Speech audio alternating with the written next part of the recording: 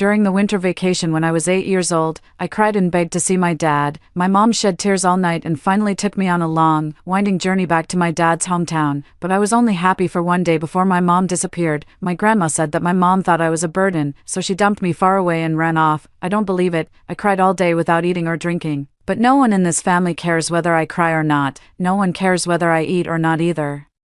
Grandma doesn't care, Dad didn't care either. Later, I stopped crying, I stopped laughing too. I grew up silently until I was 18. On my 18th birthday, I dug up my mother's broken hand bones in the backyard. I held her incomplete hand tightly in my arms and cried until I fainted. When I woke up again, I heard my mother's voice. She handed a lollipop to me and asked cautiously, "Nyen Nyen, be good. Let's not go to Dad's house, okay?" 1. My parents divorced when I was 3 years old. On the day they got their divorce certificate, my mom took me and moved to another city alone, working and raising me at the same time. She changed her phone number, cutting off contact with both her in-laws and her own family. We lived in a rented small house for 5 years. This simply yet happy life continued until I was 8 years old. That day, the final exam results were announced in class, and as expected, I ranked first in the class again. The boy who had always been the second-place scorer pointed at me and sneered, "Luo Nyen, what's the use of you being first in the exam? I have a dad. Do you? Have you ever even seen your dad? Could it be that you don't even know who your dad is?" That night, I fell asleep crying, and no matter how my mom tried to comfort me, it didn't help. The next day, while my mom was cooking, I secretly took her phone, removed my dad from the blacklist on WeChat, and took the initiative to call him. My father's voice could be described as ecstatic, as he chattered away on the voice call. "Where did your mom take you? Do you have any idea how long I've been looking for you too? That woman, your mom, is so damn selfish, just taking you and running off without a word. Hurry up, take advantage of the holiday and have your mom bring you home to see your dad. You have no idea how much your father misses you." At that moment, my mother walked out of the kitchen with a smile. Hearing my father's voice, my fingers trembled, and the plate in my hand shattered on the floor. "Nyen Nyen, give the phone to your mother." My mother silently took the phone and walked into the inner room, closing the door behind her. Through the door, I faintly heard my father's rough shouts and curses, but he is my father. It was because my mother secretly took me away without telling anyone that we, father and daughter, hadn't seen each other for 5 years. That's why I was mocked by my classmates like a wild child without a father. So is my dad wrong for being angry and furious now? No, in fact, I think my dad is right. My mom caused me to lose my father, so she has an obligation to take me back to make up for all of this. So in the following days, I kept crying and throwing tantrums, forcing my mom to take me back to my hometown. At first, my mom refused to agree. She crouched down and held a lollipop in front of me, coaxing gently, "Nyen Nyen. You're still young, you don't understand adult matters. Mom has her own difficulties. Be good, let's not go see Dad, okay?" I suddenly swung my hand and knocked the candy out of her grasp, shouting, "Why won't you let me see my dad? Why does everyone else have a dad, but I don't? You've made me lose my dignity in class. Do you know that? My dad is right. You're too selfish. I hate you. I hate you to death." My mother's eyes instantly reddened. She raised her hand, then paused. The slap never came. Instead, tears began to fall in a steady stream. I didn't sleep well that night. I heard my mother crying quietly under the covers, and she sighed all night long. The next morning, with swollen eyes, she hugged me and said, "What's wrong with my daughter? She just wants to see her dad. Mom promises to take you back to see your dad." I clearly remember how carefree and elated I was at that time. This elation ended the day after I saw my dad, because from that day on, I couldn't find my mom. They couldn't find him anywhere. An unprecedented, overwhelming fear engulfed me. I ran frantically around the house, shouting Mom over and over until my voice grew hoarse. My grandmother walked up to me and, without warning, slapped me across the face. "What are you howling for? That deadbeat mother of yours ran off long ago. You're lying. My mom would never abandon me. How could she not think of you? A money-losing burden, as a hindrance.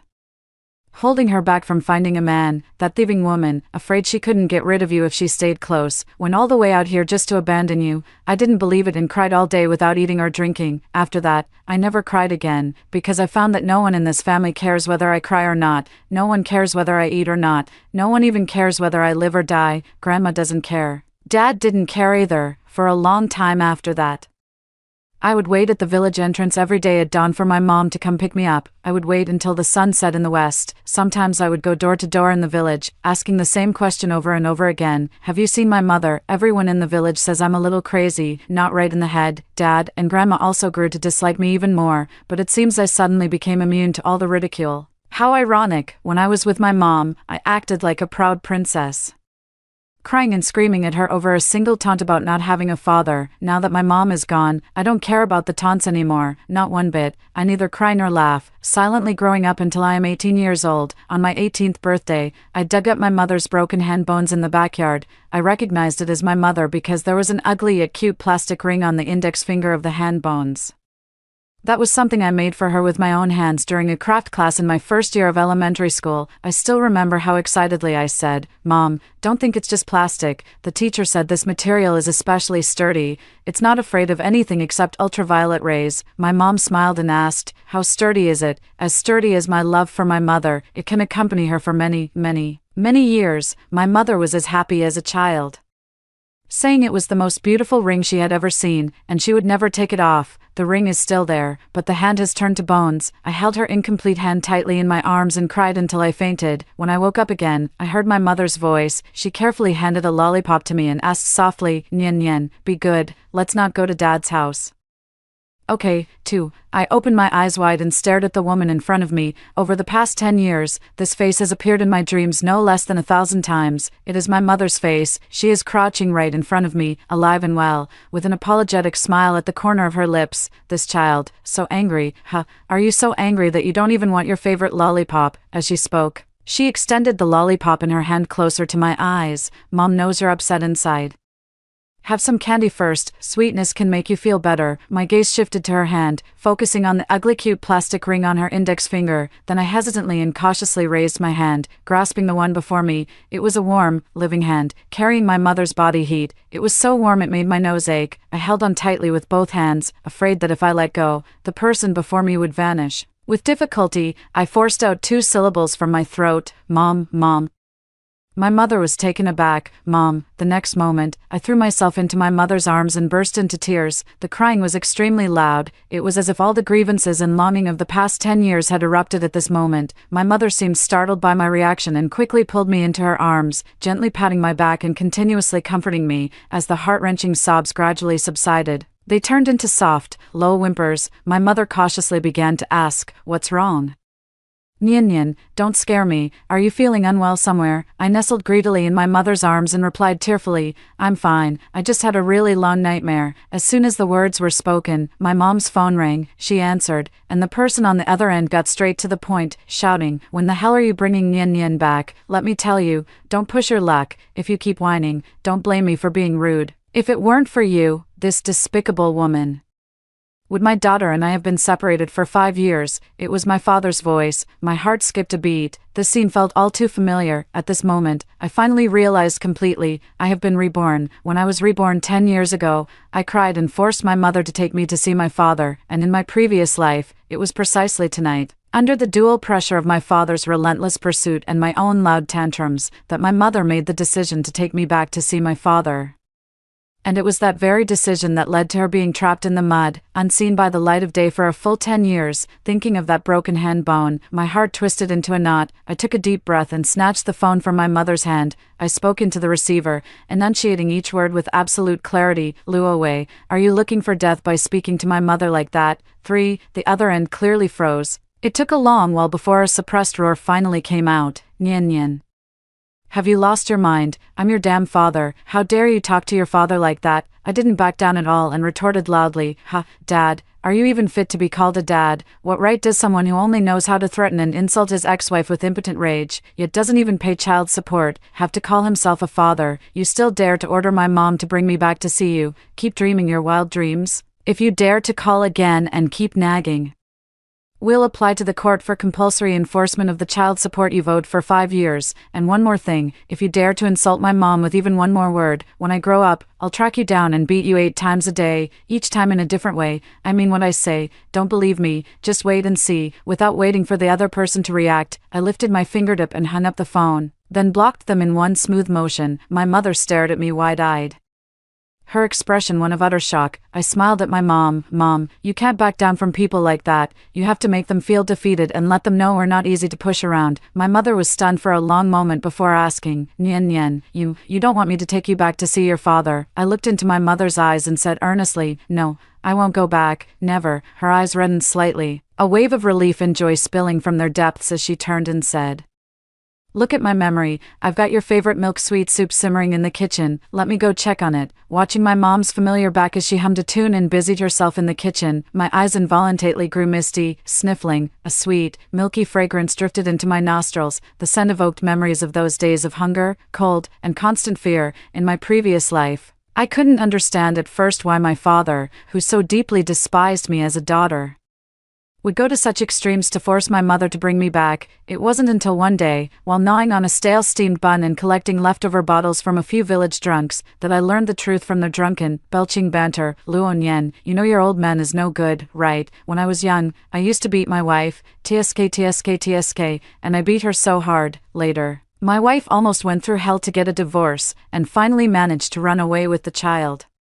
That bastard even boasted about finding another woman to have a son with, but guess what? He got into a drunken brawl and ended up injuring his manhood. Not only can he not have children, but he can't even find a wife now. Haha, who would want a man who can't perform? Well, you've got some nerve, feeling ashamed for not having descendants, and then tricking your wife and kids, whom you drove away, into coming back. But I never expected your mother to be so heartless. Actually leaving you here all alone, I walked out the door in a daze, returned home, and sat numbly on the hard, barren ground in the yard. I didn't dare sit on a bench, because Grandma said a child like me, unloved by father and unwanted by mother, doesn't deserve to sit on a bench. It's bad luck. Wearing only a thin shirt, I sat expressionless all night, clutching an ice-cold beer bottle in my hands. It was especially cold, so cold that my whole body trembled. Drink it while it's hot, it won't taste as good when it cools down. My mother placed a bowl of sweet soup in front of me, interrupting my train of thought. The steam from the bowl wafted through the air, wrapping me in layers of long-lost comfort, gentle and dense. Before I could react, she tucked a warm hot water bottle into my arms. Girls need to stay warm and cozy, and must not catch a chill. I nodded, lowered my head, and took a sip. The sweet, gentle warmth traveled from the tip of my tongue all the way to my heart. I have a mother again. She was sitting right beside me, perfectly fine. Suddenly, I felt a pang of sadness in my nose. I lifted my face and asked, Mom, I don't remember anything from before I was 3. My biological father, he wasn't good to you, was he? My mom paused for a moment, then burst into laughter. Biological father, where did you learn such a new term? Child, seeing my serious expression, she lowered her gaze and said, children should just focus on growing up happily and not worry about adult matters. Mom, the most important part of growing up is learning to distinguish right from wrong. Besides, I'm no longer the little child you see me as. You shouldn't bear all the grievances alone. Did he ever hit you before? My mother fell silent for a moment, then said softly, he started hitting me even before I finished my postpartum confinement. He said women need to be beaten regularly to stay in line. The worst time, I couldn't get out of bed for half a month. I thought we could just tough it out. And I didn't want you to grow up without a father. Then, on your 3rd birthday, I went out to buy you a birthday cake. Your father and your grandmother were both at home, but they locked you alone in the kitchen. When I got home and saw you sitting on the kitchen floor crying, I was terrified. You were right next to the stove, and there was soup simmering in the pot at the time, and your dad and your grandma, both of them were playing mahjong, not even glancing at you. At that moment, I decided to get a divorce no matter what, because I couldn't imagine what kind of life they would let you live if one day I really got beaten to death. It doesn't matter what happens to me. After all, I was the one who was blind when I married that man. But my child, I can't let her suffer. My mom rubbed her nose, lifted her head, and forced a relaxed smile. But now everything is fine. You're in school, and my job is stable. Not only am I far away from that bastard, but I can also watch over my precious daughter every day. Mom is really happy. I looked at her quietly for a long moment, then smiled, reached out, and gave her a big hug. I suddenly realized that my mother was actually very thin, her shoulders so slender that even an 8-year-old child could easily wrap their arms around them. In my previous life, I took for granted the safety and comfort my mother provided me. I thought it was all just as it should be. Yet I never realized that it was my mother, with her frail back facing the sharp thorns outside, doing everything she could to shield me in her arms. Holding my mother, I silently vowed in my heart, this time, it's my turn to protect Mom. From now on, no one will ever bully her again. 5. However, my father did not give up easily. That's true. How could a scoundrel like him, with no bottom line, possibly stop just because of a few scoldings from a child? In the following days, he kept changing phone numbers to harass my mom. Perhaps because I had already torn up with him over the phone last time, he simply stopped pretending and no longer maintained the hypocritical persona of missing his child. The insults and threats against my mom kept escalating. The words grew increasingly harsh and intense, even laced with threats of death. The core message was just one thing: either go back quietly, or he would make sure neither my child nor I could live anywhere. I recorded every word he said, not missing a single one. Then I took my mother to the police station to report the incident. Since there was only a verbal threat and no actual harm was caused, the police could only call him to give a verbal warning, but that was enough. One call to the village party secretary, and another to his workplace. The intimidation was more than sufficient. My dad has a miscellaneous job in the village, and although the income is low, it's entirely thanks to this job that he can have a bite to eat, after all. For someone as lazy and gluttonous as him, farming is out of the question. For the first time ever, I took the initiative to call my dad and told him, "Your violent threats against my mom have been filed, and the recordings are all archived. If you still want to save face and keep your job, just behave yourself and stay quiet. Also, if my mom or I suffer even the slightest harm in the future, the police will immediately suspect you." My father flew into a rage and started hurling insults again. I remained expressionless and simply replied coldly, "My mom and I are still at the police station entrance. Keep going, give it your all." This time, it was the other party who hung up the phone first. I calmly handed the phone back to my mom. My mother hugged me sympathetically, saying indignantly, "Bastard, even scolding a child. What a piece of trash. Nyen nyen, don't be sad. Mom will take you to eat something delicious." I responded with a bright smile, "Great, great. What delicious food are we having?" What my mother didn't know was that I had long grown numb to the curses from my father. In the 10 years I lived with my father and grandmother in my previous life, I had heard even the most vicious curses, and physical beatings were a common occurrence. That so-called father, in my eyes, had long been nothing but a mad dog. Who cares what a mad dog barks? Just grab a stick and give it a good whack to make it run away. My mom took me out for hot pot. I happily cooked and ate, not forgetting to keep serving my mom her favorite shrimp paste, keeping myself quite busy. My mom looked at me thoughtfully and said, "Nyen nyen, I feel like you've suddenly grown up, become more mature, so mature that you don't seem like a child anymore." While stuffing food into my mouth, I replied in a coquettish tone, "Mom, I'm already 8 years old, not a 5 or 6-year-old kid anymore." My mother smiled and nodded, "Yes, yes, our Nyen nyen is the best. She'll definitely get into a good university in the future," I boasted. "Of course, I'm not just going to any university, I'm aiming for University A." My mother happily patted my head and said in a coaxing tone, all right, aiming for University A. Our Nyen nyen is the best, even the top university knows it." But she didn't know that I could actually get into University A. In fact, in my previous life, I really did receive an admission letter from University A, along with me. The admission notice was also received by my best friend in the village, Song Miao, 6. In my previous life, when I got up early and stayed out late waiting for my mother at the village entrance, all the children in the village said I was crazy. None of them would play with me, except for Song Miao. She cautiously walked up to me and softly asked, "Your name is Luo Nyen, right?" I ignored her. She squatted down beside me on her own and continued, "Who are you waiting for? I'll keep you company. By the way, my name is Song Miao." She quietly accompanied me through many days and nights. One day, she suddenly said, "Luo Nyen, did you know, you'll be able to get into University A in the future? Did you know, the best university in Luoqing? We can both get in." Her little face was very serious, looking as if she meant every word. My eyes lit up. Luoqing is the city where my mom and I lived together for 5 years. If I really could get in, maybe I could find my mom. I really, really want to find her and ask, "Mom, don't you want me anymore? Why did you leave me all alone?" Since then, Song Miao and I have become the best of friends. We both studied as hard as we could together. Ideals may be beautiful, but reality is often harsh. I have a father and a grandmother, yet I live like a wild child with no family. As for Song Miao, her parents favor sons over daughters, and she is either beaten or scolded every day, making her life even worse than that of a wild child. In short, neither of us has any money. Being able to complete 9 years of compulsory education was something I had to beg for from my family, enduring beatings and kowtowing. Just when I thought I was about to drop out of school, something strange happened. I started receiving letters regularly from Luoqing, with the sender's address being very vague and the signature using a pseudonym. Those letters weren't sent directly to my dad's house but to the small shop at the village entrance. What was even stranger was that, apart from some words encouraging me to study hard, the letter always included a few hundred yuan bills. It wasn't much, but it was just enough to support me and Song Miao through high school. I suspected the letter was related to my mother, so I studied even harder. Getting into Luoqing and finding my mother became the sole belief that drove me through 10 years of hard study, or more accurately, it became the only belief that kept me going. The day I received my university admission letter happened to be my 18th birthday. While my dad and grandma were not at home, I called Song Miao over. We sealed all the letters from that mysterious benefactor together, planning to bury them in the backyard as a time capsule, to be dug up years later and reminisced over together. We chatted and laughed, imagining the upcoming college life, digging deeper and deeper, until we dug up my mother's bones. At the moment I fainted, clutching my mother's hand bones tightly. I heard Song Miao shouting my name beside me, "Eat more beef, you're at the age where you're growing." I snapped out of my reverie, looked up, and saw my mother chattering away as she placed the freshly cooked beef into my bowl. At that moment, a question suddenly occurred to me. In this life, I didn't return to the village. Does that mean Song Miao would drop out of school because she couldn't afford to study? Fortunately, I quickly thought of a solution. Since I knew her name and address, I could write a letter and send money. In the days that followed, I began writing to Song Miao regularly, saving all my pocket money to send to her.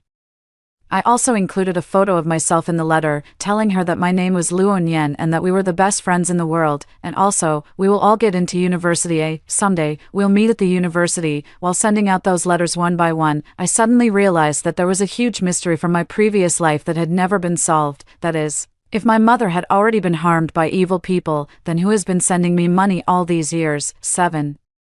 Life with my mother was peaceful and happy, so happy that I quickly put that puzzle out of my mind. Gradually, I began to notice many things I had never paid attention to before. My mom always seems to sleep very little, constantly working overtime. Whenever she has a bit of free time, she spends it all taking care of me and managing the household. Moreover, because there is no man in the house, my mom worries that someone might have ill intentions. Every day, she carefully places men's shoes outside our rented apartment. For some of the heavy tasks at home, she has no choice but to grit her teeth and handle them herself. These hardships and difficulties were things I never thought about when I was 8 years old. Now, with the mind of an 18-year-old, I have finally begun to feel heartache for my mom. Sometimes I can't help but think, my mom is just in her early 30s, still so young.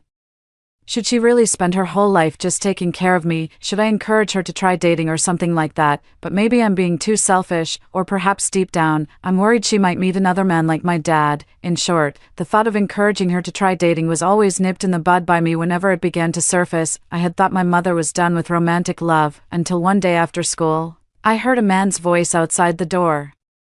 "I know you just want to focus on raising your child alone. I won't pressure you. I'll wait for you. Whenever you change your mind, I'm always here, and I'll treat Nian Nian as my own child." I pushed the door open and walked in, saying loudly, "Mom, I'm home." My mom's expression turned awkward for a moment, then as if suddenly realizing something, she scolded, "This child, why didn't you wait for Mom to pick you up? It's so unsafe to come alone. School let out early today, and I'm a big kid now, so it's fine." "What do you mean you're a big kid? You're only 8, don't do this again." I nodded helplessly, and only then did my mom regain her smile. "Introducing, this is the landlord of our house, Nian Nian. Hurry up and call him Uncle Chiao." I remained silent, staring at the uncle in front of me. He looked a bit nervous and uneasy, leaning down to smile at me. "Hello, little one. I often hear your mom talking about you."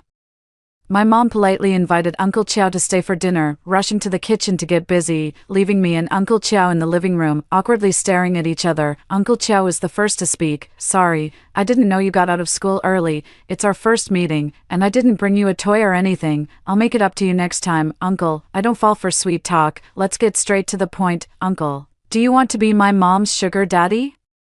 Uncle Chiao was taken aback and quickly shook his head. No, not at all. I have no intention of being a sugar daddy. I'm just pursuing your mother." I stared into his eyes and continued asking, "Are you single now?" "Of course, I'm a bachelor. I've been single for many years." I sized him up from head to toe. "You have a house to rent, and you look decent. Still single. Do you really think I'd believe that?" His eyes widened in surprise for a few seconds, as if taken aback that an 8-year-old could speak so realistically. Then, with a gentle smile, he replied, "You should believe it, because you know how strong and wonderful your mother is, so wonderful that I can't bring myself to like anyone else. Uncle has been waiting for your mother to agree these past few years. She said she only wants to focus on raising her daughter and isn't considering remarriage for now. I respect her decision. And I'm willing to wait for her, even if it takes many years. After saying this, Uncle Joe went into the kitchen to help. Not long after, he shooed my mom out of the kitchen and clumsily prepared a strangely shaped feast himself. From that day on, Uncle Joe no longer avoided me. He openly pursued my mother, treating her with the utmost kindness. He also loved me dearly, extending his affection for my mother to me. Even so, my mother never gave in. As for me, I neither helped nor hindered their relationship. Life is ordinary yet full of flavor. 8. This peaceful life continued until I was in high school, when my father's ticking time bomb exploded once again. That day, I received a call from my mother during a break between classes. The moment I answered, the voice that came through the phone was that nightmare-like sound, "You little brat, finally picking up your old man's call." I was completely stunned. Instinctively, I glanced at my phone screen. No mistake, it was my mom's number. My head exploded with a buzzing sound, and I shouted loudly, "Where's my mom? What have you done to my mom? Let me talk to my mom." "Nothing much. Your old man here just broke a few minor rules recently, lost his job, and now I'm just a worthless piece of trash. I came to catch up with your mom. If it weren't for you and your mom reporting me to the police back then, which got me a black mark on my record, would the village have fired me over such a trivial matter now? You're not giving me a way out, are you? Fine, then let's all go down together." I rushed out of the classroom like a madman, sprinting toward home while shouting into my phone, "I'm the one who called the police. It has nothing to do with my mom. Don't worry, you two are my wife and child. Neither of you will be left behind. Speaking of which, thanks to you writing that letter to the little song girl in the village, which her parents found, otherwise I wouldn't have been able to track this place down." I took one look at the photo and thought, "Isn't that my precious daughter? You wrote the address so clearly that I found it right away." So it was me. I was the one who betrayed my mother. It was me in the past life, and it's still me in this one. In my previous life, I only knew that I had struggled for 10 years living under someone else's roof. But I never imagined that my mother had long been lying deep in the cold soil. In this life, I have dragged my mother into the abyss once again, all because of me. I am the one to blame. Suddenly, I feel utterly despicable, so despicable that I deserve to die. At that moment, my mother's voice came through the phone. "Nyan Nyan, don't pay attention to this lunatic. You must not come back, you bastard. Get out of my house." Then, there was the sound of a fierce struggle, accompanied by my father's furious shouting, "You used to be my wife, so your home is fucking my home." I felt all the blood in my body rush to the top of my head and screamed hysterically, "Luo away, if you dare lay a finger on my mother, I'll kill you." The other party hung up the phone. Fear and anger made me tremble uncontrollably. With the last shred of my remaining sanity, I called the police. The moment I rushed through the door, I saw my mother lying on the ground with fresh bloodstains on her body. My father stood with his back to me, holding a fruit knife in his hand. At that moment, I completely lost my mind. I rushed into the kitchen, grabbed a kitchen knife, and slashed it across my father's back. My father turned around, his eyes filled with a murderous, blood-red rage. During the struggle, my head hit the doorframe, and I passed out.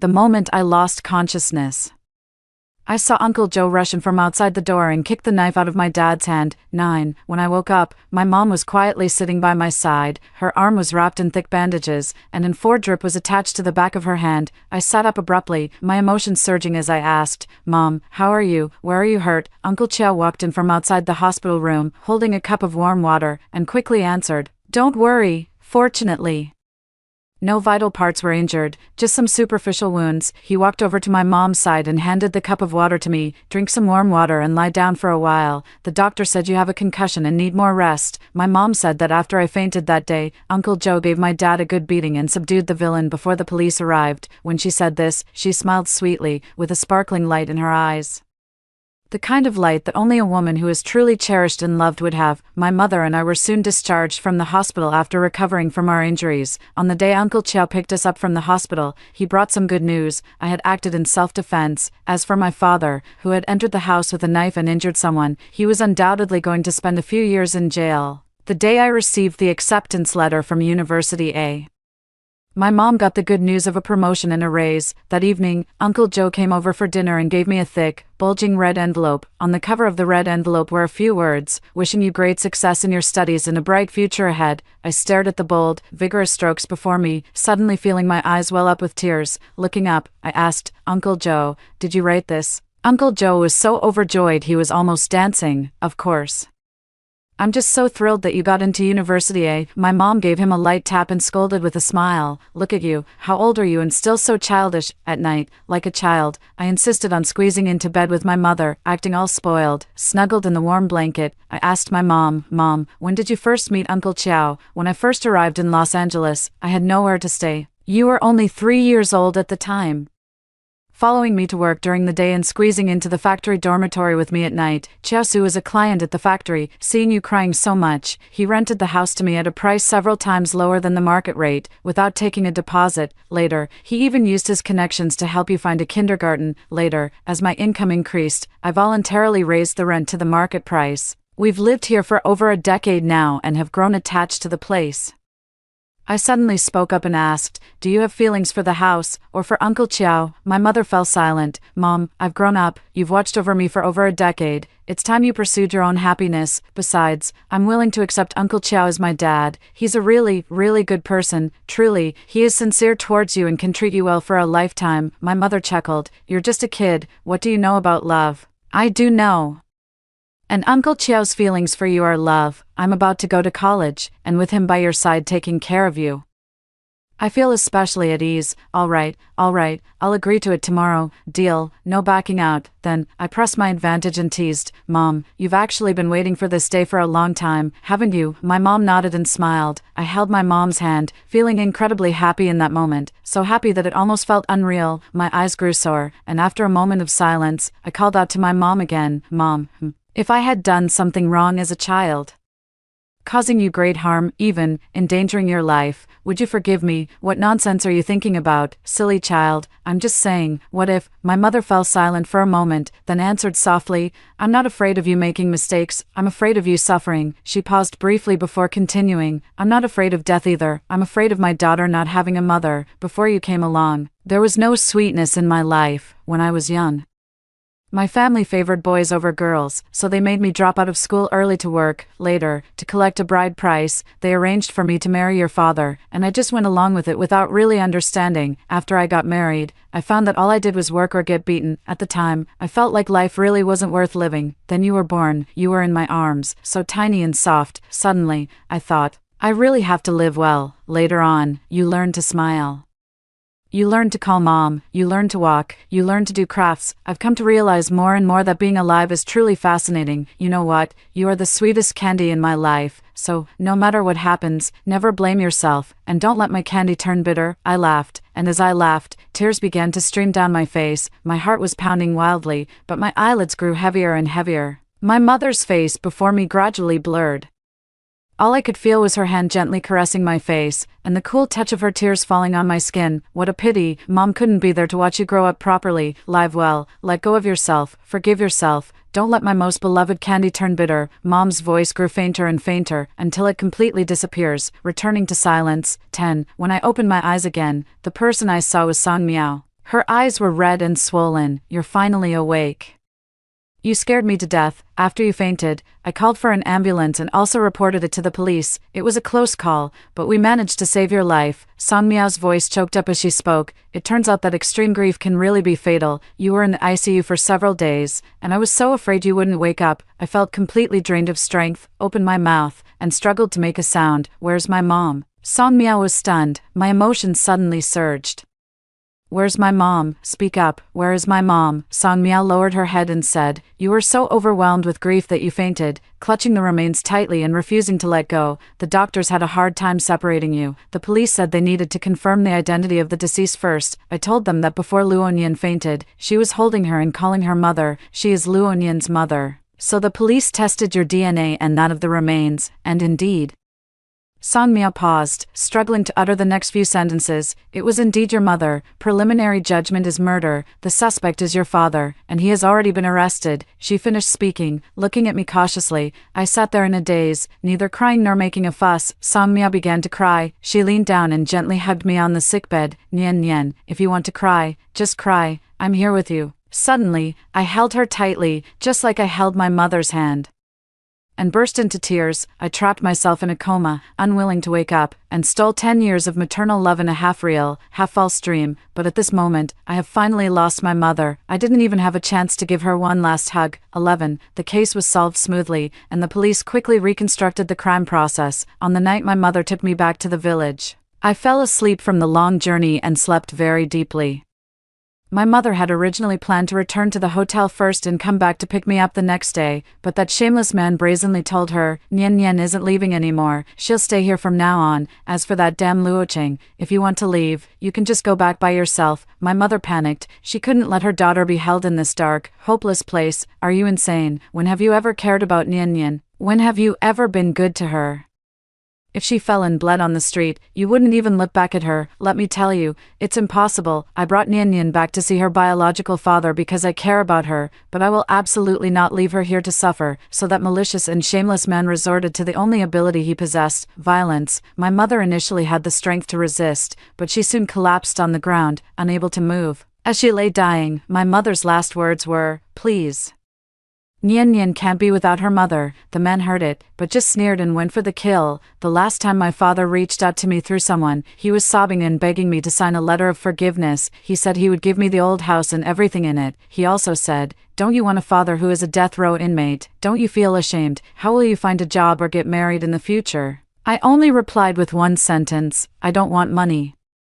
And I don't care about face, I just want you to pay for my mother's life." Song Miao and I decided to move out of the village together and never return. The day I left, I stepped out of the yard with a meager suitcase in hand. Grandma rushed out, cursing loudly, "You shameless thing, even your own father is trying to ruin you. Your mother was a short-lived wretch. What does that have to do with my son?" I turned around and slapped her hard across the face. She froze for a moment.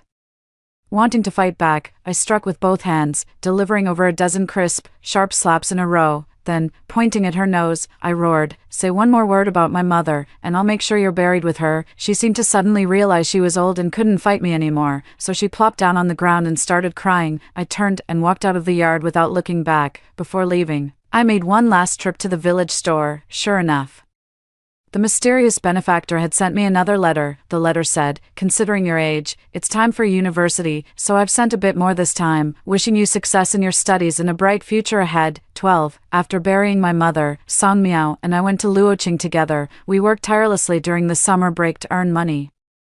Preparing for the upcoming university life, the day before college started, I went to a place, the house my mom and I used to rent together. I knocked on the door. A man opened the door. He looked just as I remembered, though his hair had turned much grayer. My eyes grew a little red as I said, "Uncle Chiao, you really do live here." "It's me, Luo Nian. I've grown up." The moment he heard my name, his eyes instantly lit up. "Nian Nian. Is it really you?" Then, snapping back to reality, she spoke somewhat incoherently. "Nian Nian, do you know me? I mean, your mom can't go a single sentence without mentioning you, and her phone is filled with your photos, so I know you. But, you, how do you know me?" I looked at him and said earnestly, "My mother indeed didn't have the chance to formally introduce you to me, but you are very important to her, especially important, so I know you." Uncle Chiao was stunned. "I am very important to her." I nodded and said, "Thank you, Uncle Chiao." "Why thank me?" I took out the letters I had collected over the years, each one sent from Los Angeles. I recognized the handwriting on them. It was Uncle Joe's. This devoted man, after my mother left without a word, moved into the place she had once rented, cherishing the memories of her through the things she left behind. That's why I was able to find him here. He just never expected that the woman he loved so deeply had already left this world 10 years ago.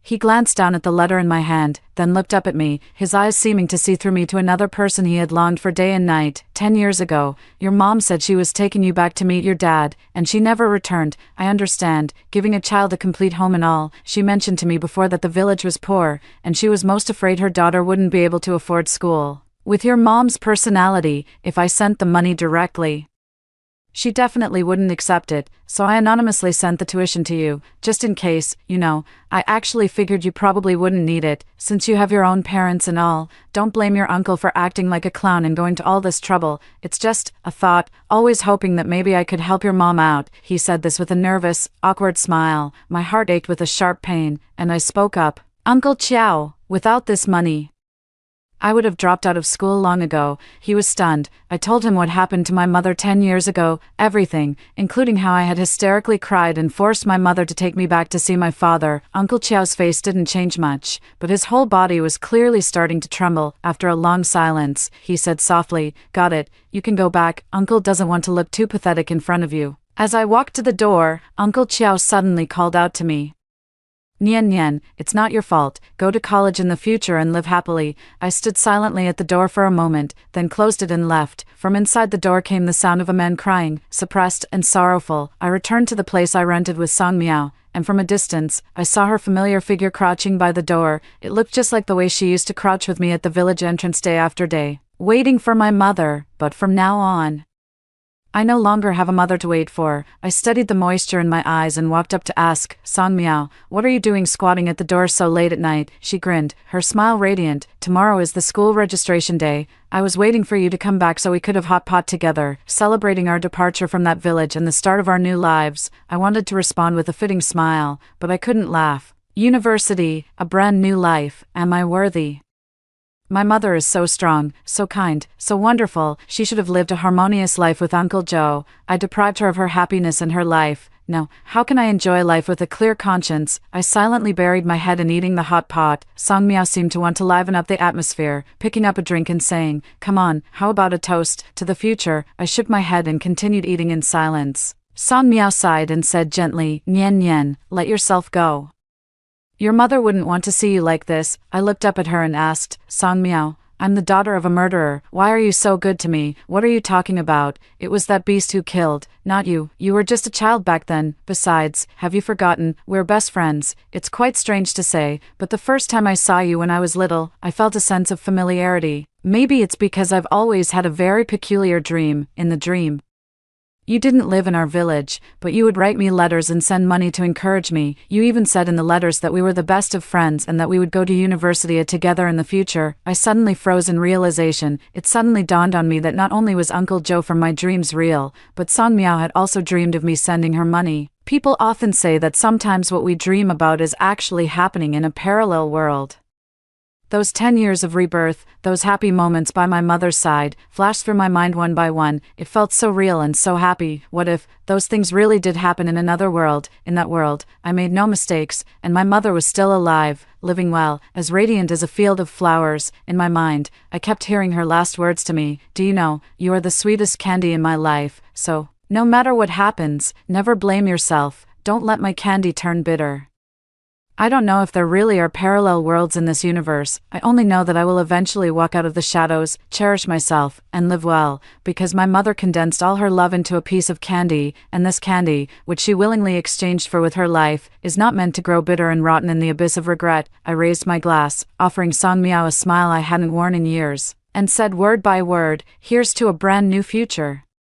After hearing the first story above, what are your thoughts? Feel free to share your opinions in the comments section. Next, there is another similar story. Let's continue to see. The first thing Mom did after her rebirth was, on the very day of the divorce, to give up fighting for my custody. "Give me 5 million, and the child is yours." After saying that, Mom turned and walked away, and I didn't cry or make a fuss. I quietly took Dad's hand, because I have been reborn as well. 01.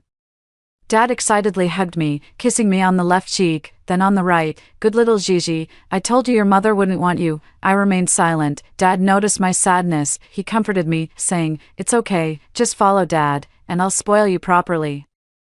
"Is that so?" I let out a bitter laugh. My gaze still hasn't shifted from my mother's retreating figure, yet she didn't even look back. Getting into that car, your mother is something else. Just divorced me, and now she's hopping into another man's car. Absolutely shameless. I lowered my head. In my previous life, even though my parents divorced and I stayed with my mother, she never said a single bad word about my father in front of me. She always said, "Gigi, no matter what happened between your father and me, he has always loved you," and I always believed that, until 02, 1 week after my parents' divorce, I couldn't hold back any longer and called my mom, only to find out that my number had been blocked by her. And when I asked my dad about my mom's whereabouts again, he frowned and said impatiently, "Since you're already with Dad, don't ask about your mom anymore. Didn't I tell you, she doesn't want you anymore?"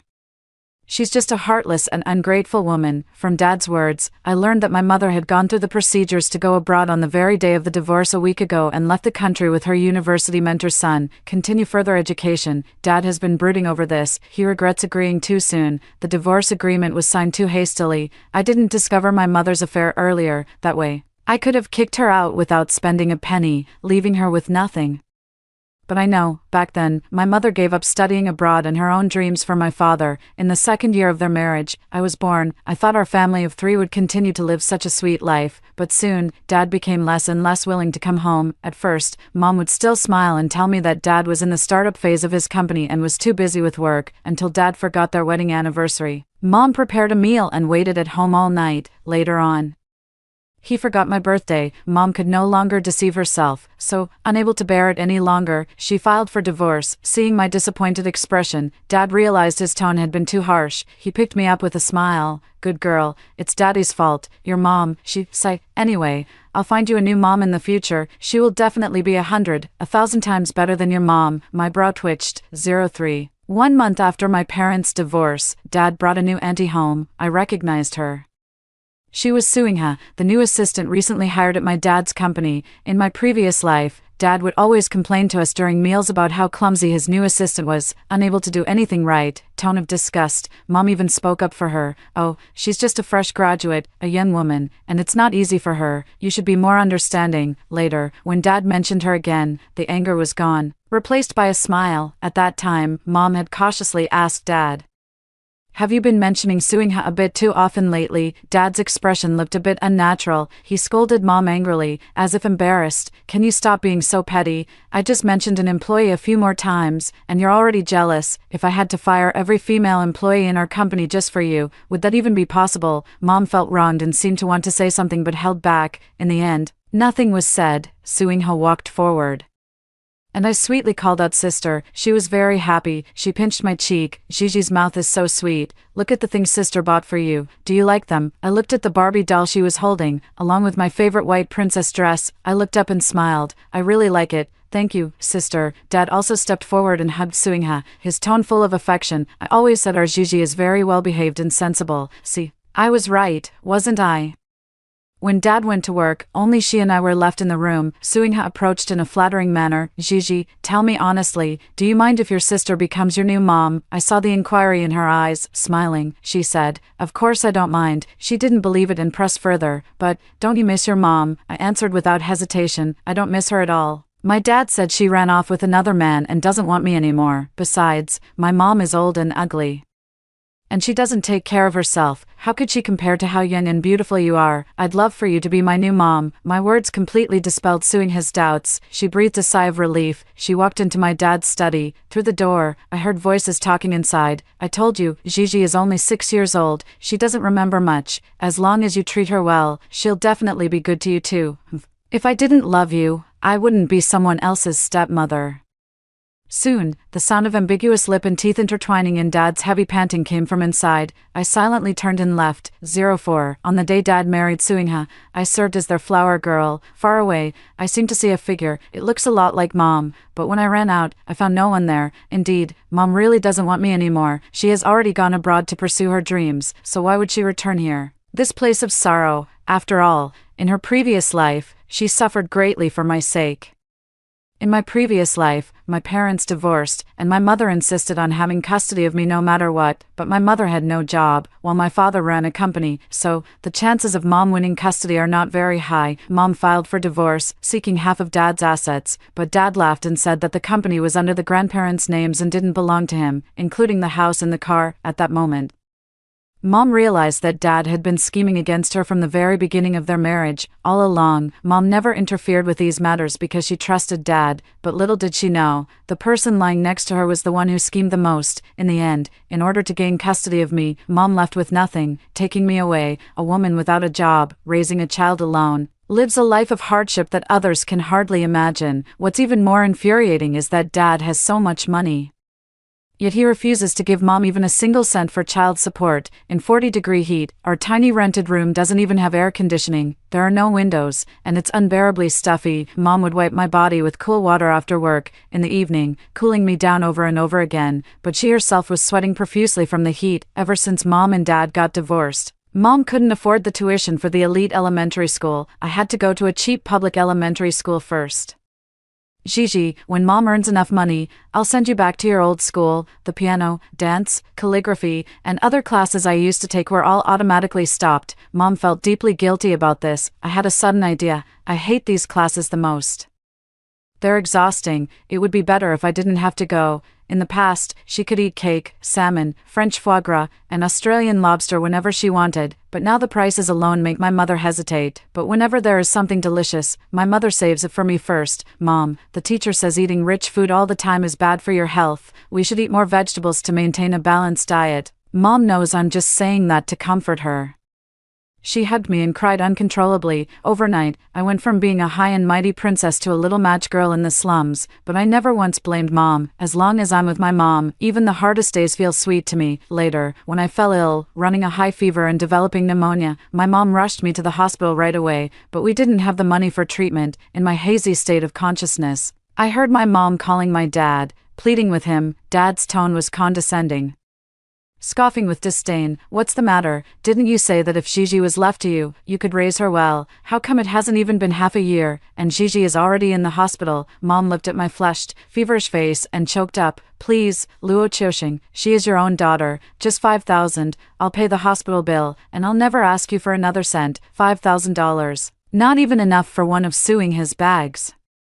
Not even enough for her cat to get a high-end grooming, yet Dad wouldn't even give that. Later, my mother had no choice but to borrow money from online loans. I recovered, but my mother became even more exhausted. She started working 2 jobs, serving as a waitress during the day and delivering food at night. Every day when she returned, it was already late at night. Mom would tiptoe, afraid of waking me, but I would still wake up instantly. Once, Mom thought I was asleep, holding me and rocking, talking to herself. Gigi, was it wrong for mom to want you? Actually, I really wanted to tell mom, choosing to follow her. I don't regret it at all. 05. Suingha has been married for less than half a year. They only had one son, Luo Donlai. That day, Dad was so excited that he danced around in the hospital. The Luo family finally has an heir, but in the past, when my parents were still in love, Dad used to say he loved girls the most. How considerate a daughter is.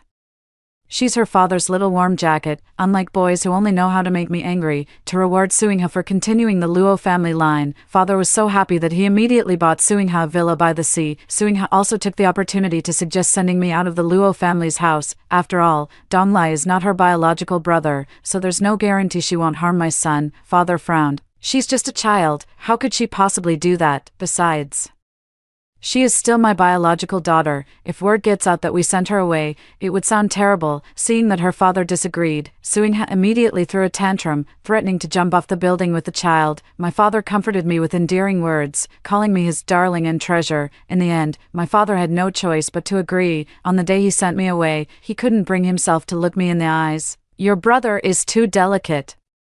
Crying and fussing all day long. Dad is worried it might affect your studies, so we've arranged to rent a place for you outside and hire a nanny to take good care of you. How does that sound? I know, my opinion doesn't matter. He nodded and said okay. Dad didn't expect me to be so calm and to agree so readily. He couldn't help but feel a bit reluctant as he slipped a card into my hand. There's 500,000 in the card. You can buy whatever you want. I smiled sweetly and said, thank you, Dad. When getting into the car, Dad waved at me. Driver Uncle Wang, however, was quite indignant on my behalf. Mr. Luo is so biased. After all, you are his daughter too. How could he just drive you away? I lowered my eyes. She said nothing. In this world, as long as there is a stepmother, there will be a stepfather. I had already witnessed this in my previous life, so I won't be sad anymore. As long as I can grow up quietly in this home, I ask for nothing else. 06.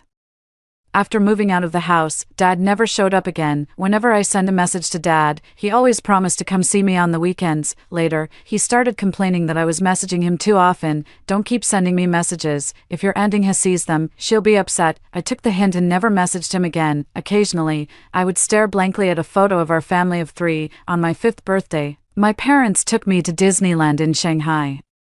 That was the happiest day in my memory. My dad took me on a roller coaster, our family enjoyed a water rafting ride, and he also took me to explore Treasure Cove, the Pirates of the Caribbean-themed area. As night fell and the fireworks display was about to begin, Dad lifted me high into the air. I sat on his broad shoulders. The brilliant fireworks blooming in the sky forever captured the smiles of our family of 3 in this photograph. Tears kept falling, but soon, I shook off my sorrowful thoughts.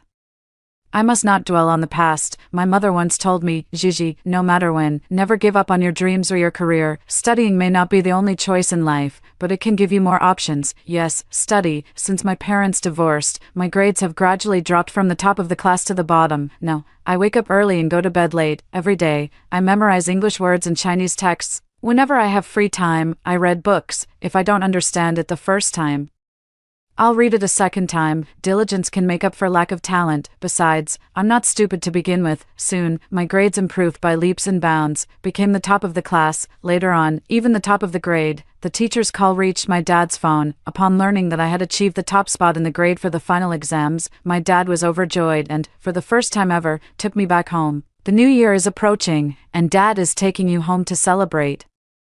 Looking at Dad's outstretched hand, after a moment of hesitation, I still took it, but after entering the door, as soon as Suingha saw me, her brows never relaxed. She even started arguing with my dad right in front of me. Didn't I tell you not to bring outsiders into our house? She didn't give my dad any face at all. My dad cautiously spoke up. After all, Gigi is my daughter too. I just brought her back for the new year. And I'll send her back after dinner. Suingha sneered. Yes. She is your daughter, but isn't Donglai your son? I am your wife now. Can you stop bringing your ex-wife's daughter back to annoy me? If you don't want to be with me anymore, let's get a divorce. Luo Donglai was just over a year old and couldn't speak coherently yet. He already saw me as an enemy. He charged at me like a little lion, full of rage, and crashed into me. Bad guy, get out, don't bully my mom. After saying that, he fell to the ground himself, crying so loudly it shook the heavens. He even threw a cup at me, which shattered on the floor, and the flying glass shards cut my calf. Blood instantly gushed out. Dad was so heartbroken he nearly cried, rushing forward to hold Luo Donglai, comforting him. Then, he shot me a look of disgust. He yelled, "What are you still doing here, getting in the way? Get out of here." No, 07. My heart skipped a beat. Actually, I've known for a long time that Dad favors Luo Donglai more, but he has always been kind to me in the end. I still deceive myself, although my father doesn't have much love for me, but there is still love. No, the last glimmer of hope has vanished. I turned and walked out, but I was too young to hail a taxi. Besides, it was already New Year's Eve, and there wasn't a single person on the street. I gazed at the lights in every household, golden and white, full of hope and happiness, but now, not a single light belongs to me.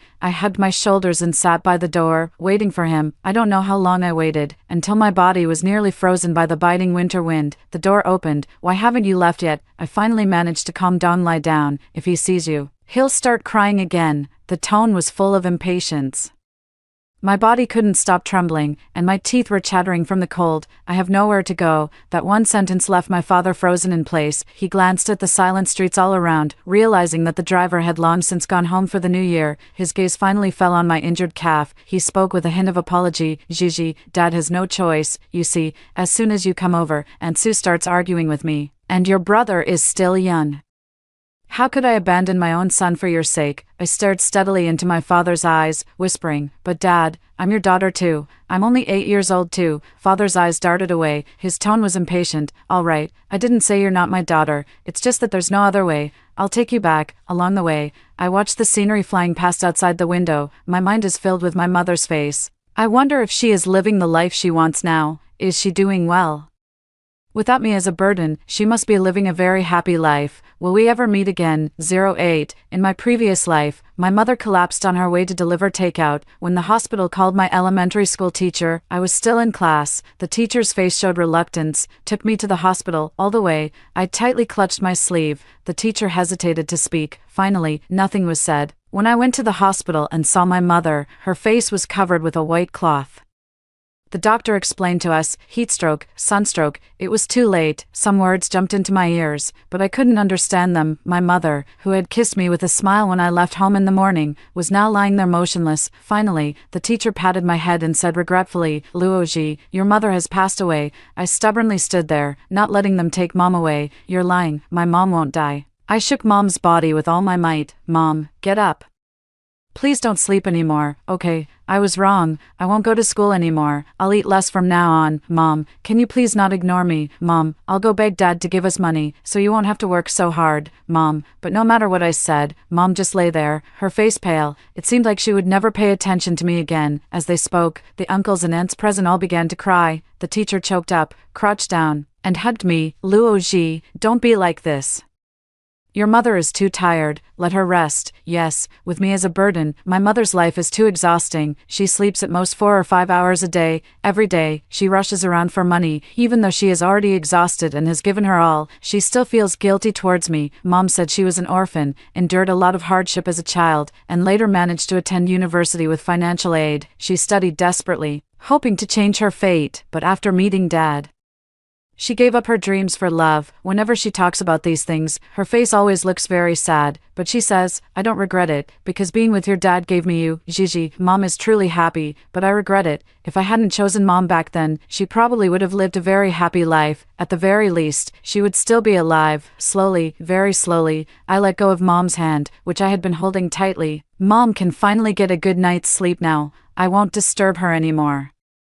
I'll be good. I watched helplessly as my mother was pushed into the furnace right in front of me, then swallowed by the flames. At that moment, my heart ached as if being twisted. My vision kept going black in waves. I thought, if I could do it all over again, I wouldn't choose my mom. Heaven took pity on me. When I opened my eyes again, I was back on the day my parents got divorced, but it seems like Mom has also been reborn. She doesn't want me anymore. I just feel relieved. Mom, in this life, live for yourself. 09. The 4th year after Mom left, on my 10th birthday, Dad took the initiative to bring me back home. I stood at the doorstep, hesitating for a long time, unable to step inside. Seeing me standing still, Dad looked puzzled. Why aren't you coming in, Gigi? I glanced inside. Aunt Sue and my brother. He gave a dry laugh. Come in, we're all family, although Aunt Sue had some issues with you before. I've already talked to her, and now she's ready to treat you like her own daughter. I don't believe what Dad said, but I don't want to go against his wishes either. As soon as we entered the door, Suing stood by the dining table, which was filled with all kinds of delicacies,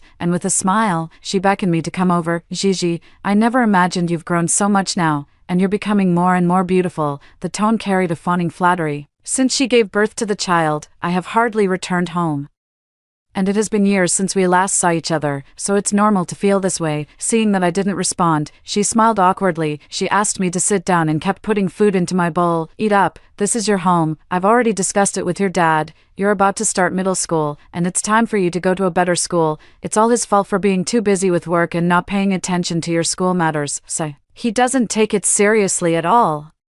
And I have to remind him, clearly, back then, it was she who cried and made a fuss, not allowing Dad to send me to the best private school. She only allowed me to attend the most ordinary public elementary school. I quietly finished my meal, watching Suing hesitate to speak, constantly giving Dad meaningful looks, but Dad hesitated for a long time and didn't say anything. That night, when I was about to leave, Dad asked me to stay, but the room I used to live in had long since become my younger brother's bedroom. I had to stay in the guest room for the time being. Before resting, I asked Dad, do you remember what day it is today? He thought for a moment. What day? It's just Saturday. Oh right. I forgot to take Dodo, the dog Auntie Sue is raising, for a bath today.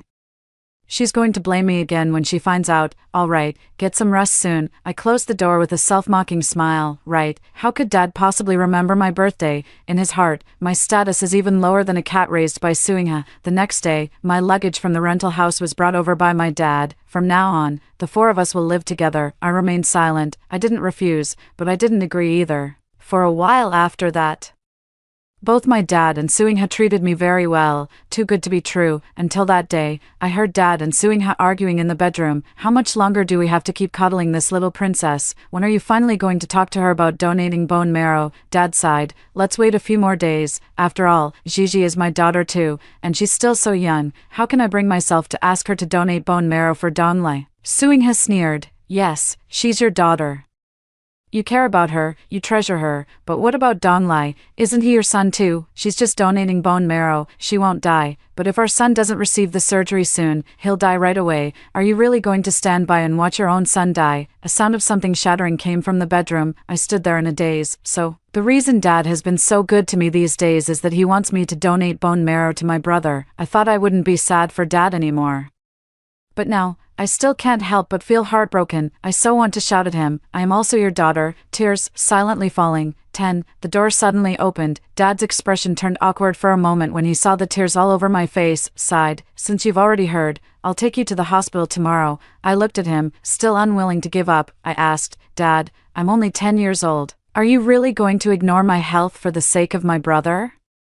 He avoided my eyes and waved his hand impatiently. Then what should I do? Should I just watch Dong Lai die? He's your brother too. You should save him as well. I take a deep breath. Dad, all the kindness you've shown me these days was for my brother, right? He didn't answer. Consider it as tacit consent. I was completely heartbroken. I won't donate. I turned to leave, but my hand was tightly grabbed by Suingha. Her eyes were venomous as she said fiercely, you have to donate whether you want to or not. All these years, we've provided you with food and shelter, and now you're unwilling to donate some bone marrow. You ungrateful wretch. I looked to my father for help, but he stood silently to the side. No matter how hard I struggled, I couldn't break free. Finally, I bit down hard on her arm. She let go in pain, cursing and striking out at me, punching and kicking. Dad just watched coldly from the side, unmoved, in the end, covered in wounds. I was locked in the basement by Suingha, dark, damp, filled with the smell of mold, and I could even hear the squeaking of mice. In my previous life, the tiny 10-square-meter house my mother and I rented also had mice, but back then, with my mother by my side, I wasn't afraid of anything. No, I am very scared. How I wish my mother could appear and take me away, but she might have long forgotten me. I hugged my arms, comforting myself. It's okay, as long as Mom is doing well. It doesn't matter if I suffer a little, just donate the bone marrow then. Once I'm an adult, I can leave this home. When the time comes, I'll go abroad to find my mom. Over the years, I've been saving the pocket money Dad occasionally gave me, living frugally. I have money to go find Mom. Thinking of this fills me with courage. I'm not afraid at all anymore, humming the lullaby Mom used to sing to put me to sleep, enduring hunger, slowly drifting into dreamland. 11. The next day. As soon as the sky brightened, Suingha and her father took me to the hospital. First, we underwent a matching test. A week later, the results showed that we were a match. Dad was overjoyed. He immediately took me to the hospital to request the surgery. After seeing my physical condition, the doctor refused to perform the surgery for us. She is so thin and so young, she cannot donate bone marrow. Upon hearing these words, Suingha immediately threw a tantrum in the hospital. Are you trying to kill someone? My son is sick and waiting for a bone marrow transplant to save his life, yet you refuse to perform the surgery. What are your true intentions? I'm telling you, if anything happens to my son, I won't let you off. The doctor was helpless but still patiently explained, generally, those under 18 don't meet the donation criteria. However, if forced donation is necessary, it can be done. But she must gain weight, right now. She only weighs around 50 to 60 pounds, which is already on the thinner side for children her age. She needs to reach at least 100 pounds to donate. As parents, you can let her gain weight for a while and donate once she meets the standard. No, I can't wait. Anyway, donating bone marrow won't kill you. Just perform the surgery for my son. I don't care. Suingha snarled at the doctor. The doctor was in a difficult position. He looked at my father, seeking his opinion. Finally, Dad lowered his head and said, let's do as my wife says. The doctor looked at me helplessly again. Little one, are you really willing to donate bone marrow to your brother? I looked at the sympathetic gazes of the people around me. Heartbreaking thoughts. I don't want to, but what can I do? Dad is my guardian. As long as he agrees, I can't resist. I take a deep breath. I whispered in reply, I'm willing. The door was suddenly pushed open. A familiar yet loud voice exploded in my ear. I don't want to. I turned my head sharply. It's the face I've been dreaming of day and night. It's Mom. Mom is back. 12. Dad saw Mom too. He stood there in stunned silence. I was stunned too. He couldn't believe it. Mom had really come back. I stared at Mom greedily, afraid this was just a dream. Mom was wearing a camel-colored wool coat over a beige base layer. Her long black hair shimmered like silk, and her fair skin looked as delicate as an eggshell. She looks noble and elegant, beautiful and graceful. Is this still the mother from the previous life, who was tired and emaciated with a sallow complexion due to malnutrition? Shin Ching Tang. Dad was stunned by Mom's beauty, rooted to the spot. I confirmed it several times, but Mom walked up coldly. She slapped Dad hard across the face. Then she shielded me behind her. Luo Qiuxing, back then I entrusted my daughter to you to raise, but how did you treat her? You drove her out of the house, made her live alone, and she spent the new year all by herself. That's one thing, but now you want her, at such a young age, to donate bone marrow for your son. I'm telling you, no way. Dad was stunned by the blow and only now came back to his senses, faced with Mom's questioning. He lowered his head somewhat sheepishly.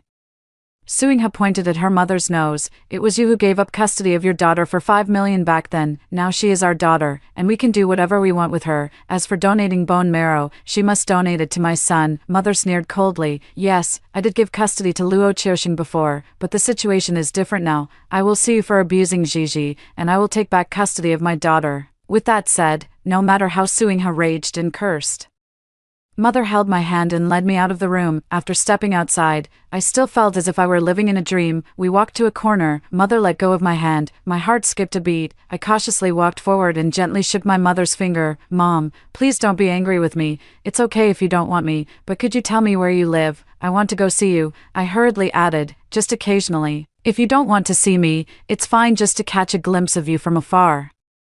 But Mom still ignored me, still with their back to me. My heart sank little by little. I slowly let go of my mother's hand, but in an instant, I was held in my mother's arms. Mother was trembling. She held me tightly. Tears soaked my shoulder. Gigi, I'm sorry. It's all my fault. I couldn't take you with me back then because I had no choice. All these years abroad, I've been working so hard, studying and earning money, just so I could come back as soon as possible and take you away from your father. Mom never once thought of abandoning you. I'm sorry. You must blame me. You must hate me. It's my fault that you've suffered for so many years. After crying for a long time, Mom finally let go of me. I raised my hand to wipe the tears from the corner of my mother's eyes. Mom, I've never blamed you. All these years, I haven't suffered at all, really. I miss you so much. 13. Mom took me to have a scar assessment done, and immediately filed a lawsuit against Dad in court that day. My mother took me to her home. This is your bedroom. I looked at the room before me. My eyes welled up with tears again. On the bed is my favorite Nick Fox plushie. The room is still decorated in my favorite shade of green. By the bedside is the nightlight my mom uses for bedtime stories, and on the desk sits the wooden piglet doll she carefully carved for me. I threw myself into my mother's embrace. This embrace, in my past life, I thought in this life, my mother didn't want me anymore. But I never expected that she would come back. Mom held me, patting my back, trying to get me to sleep, but I wasn't sleepy at all. I was full of energy, chattering away about my experiences over the past few years, even though Dad wasn't good to me. But I don't care either. For these 4 years, I have been studying hard. I have read thousands of books, and I can even tell the stories from the books to my mother in a clear and logical way. Mom, you probably don't know yet, but my grades have always been the top of the grade, I said proudly. Mother's face was full of smiles as she kissed my forehead. Gigi, Mom knows. I felt a bit disappointed. I had wanted to give her a surprise. Mom continued to add, actually, I came to every parent-teacher meeting, but I never went inside. I watched you from afar. I was afraid that if I saw you, I wouldn't be able to leave, but I had nothing. How could I fight your father for custody? How could I give you a good life? Can you forgive me? My eyes lit up. So you came back on the day Dad got married too, didn't you? Mom nodded sheepishly. At that time, Mom had just been abroad for a month, away from you for a month. I missed you so much that I was almost losing sleep, so I secretly bought a ticket to come back and see you. I never expected to run into your dad getting married, so every time I saw a figure that looked like Mom, it wasn't an illusion, it was all real. I hugged Mom tightly. In the days I missed my mother, she missed me just the same. Mom also told me about her days studying abroad. Back then, I didn't dare tell you the truth, afraid that I wouldn't be able to persevere, afraid that I would let you down, so I could only pretend to abandon you, giving your custody to your father. Then I went abroad with my university mentor's son, your Uncle Lin. Mom just arrived there, missing you every day, not understanding the language, and having fallen behind in her profession for many years. You don't know how many times Mom wanted to give up, but thinking of you, Mom is filled with fighting spirit again. That night, both my mom and I talked until we were exhausted, but we still didn't want to sleep. Mom, do you think I'll see you again tomorrow? Could this be a dream? Silly Gigi, Mom will never leave you again. Go to sleep. When I opened my eyes again, I found the space beside me empty. An overwhelming sense of panic washed over me. I screamed in panic. Mom, my mom, who was cooking in the living room, rushed into the room. What's wrong? Looking at my mom's tense expression, I finally breathed a sigh of relief. Thank goodness, it really wasn't a dream. 14. Before the court hearing, Dad tried to find Mom many times, but she refused to see him. Finally, Dad came to me. Dad can give your custody to your mom, but you have to promise to donate bone marrow to your brother, otherwise. Dad will find the best lawyer to fight this case. I turned and told Mom what Dad had said. Mom was so angry she was fuming. She immediately called Dad. Luo, you beast, I'm telling you, hire any lawyer you want. I'm definitely taking this to court. Don't even think about asking my daughter to donate her bone marrow. She will never donate it in her entire life. After Mom hung up the phone, she looked at me. I'm sorry. I shouldn't have raised my voice in front of you. And I definitely shouldn't have scolded your dad in front of you. I shook my head. It's okay, and I think Mom is right. Anyway, I don't want this dad anymore. After saying that, we looked at each other and smiled. Dad indeed contacted a law firm and hired the best lawyer in the area. He is a highly authoritative lawyer in civil matters related to marriage, especially in custody disputes. Dad paid $1 million. Invite the other person to meet with him, but when he arrived, he only saw his mother. He frowned and confronted his mother. Are you following me? Let me tell you, I'm about to meet a very powerful lawyer, and when that happens, I'll make you kneel and beg me. Mother gave a cold smile. She took out her own lawyer's license. Is that so, Mr. Luo, the person you're looking for? It couldn't be me, could it? Dad's eyes widened in shock. You, how could it be you? Mom said sarcastically. Otherwise, what do you think I went abroad for back then? I majored in law in college, and my graduation advisor originally wanted to give me the opportunity to study abroad. Unfortunately, for your sake, I stayed in the country. I came here just to tell you that I will definitely win this lawsuit. With that, Mom proudly walked away. Dad didn't give up and sought out other lawyers. However, upon seeing the specifics of the case and learning that Mom was the party involved, they all expressed their inability to help. In the end, at the court, Mom not only successfully won custody of me, but also successfully obtained a substantial amount of compensation. Of course, you can't give a penny less for child support in the future. 15. Later, Luo Donglai's condition deteriorated rapidly, and they couldn't find a suitable bone marrow match. Dad came over with the money, begging Mom to save their son, but Mom just threw the money in his face and told him to get lost. In the end, Dad had no choice but to go and get tested for a match with his son, only to find out it wasn't successful. In the end, he died from the illness. Suingha went mad, believing that her son's death was caused by me and my father. She forced my father to kill me. My father naturally refused. Because of this, she made a huge scene. Every day, she would find new ways to smash things around the house. At first, her father would try to comfort her and buy her things to make her feel better, but as time went on, Suingha even started to kick and punch her father. Her father grew tired of it too. He began to regret divorcing my mother all those years ago. He kept calling my mom frequently, of course.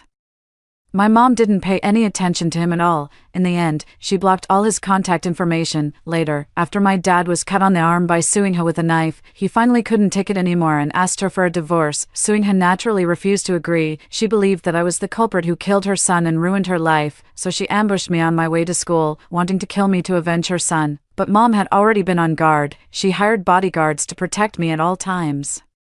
When Suingha rushed over with a knife, she was kicked hard by the bodyguards. In the end, Mom sued Suingha for intentional injury. During the court hearing, she was cursing and swearing, angrily shouting at me and my mother. She even said that one day she would kill me to avenge her son. Even the judge was fed up with her. Finally, she was sentenced to 3 years in prison for attempted intentional injury. Out of the court, Dad, looking exhausted, stood in front of me and Mom. He mumbled, "I'm sorry," Mother sneered, not even willing to give him a glance. "Luo Qiuxing, from the moment you refused to pay even 5,000 yuan for our daughter's illness, I no longer considered you to be Gigi's father." Father was stunned. I didn't. In this life, he truly did not. But at this moment, I finally believe that Mom has indeed been reborn. Dad turned his pleading gaze toward me. I firmly held Mom's hand. "I only have a mother, no father. From today on, my name is Shinji." 13. Later.